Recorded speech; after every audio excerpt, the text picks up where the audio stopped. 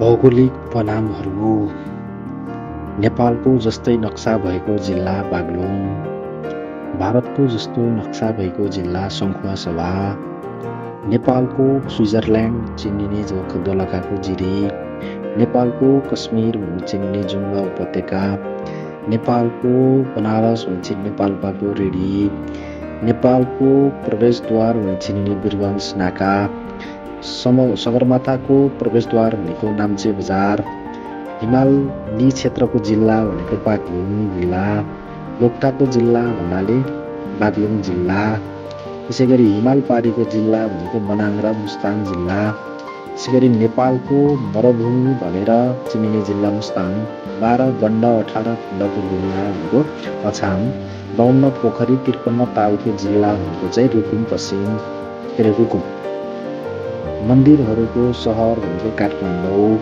त्यसैगरी नयाँ मुलुक भनेको बाँके बर्दिया कैलाली र कञ्चनपुर, नेपालको चेरापुञ्जी भनेको चाहिँ कास्कीको लुम्ले, त्यसैगरी 52 कुटी र 72 पिण्डको सहर भनेको जनकपुर। प्रश्नहरू: नेपालको सबैभन्दा बढी पानी पर्ने ठाउँ कुन हो?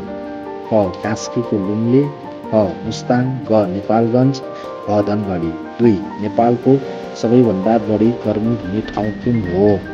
क. धनगढी, ख. चितवन, ग. विराटनगर, घ. नेपालगञ्ज। यो दुईटा क्वेसनको उत्तर मिलाउनेलाई सामान्य ज्ञानको PDF उपलब्ध गराइनेछ।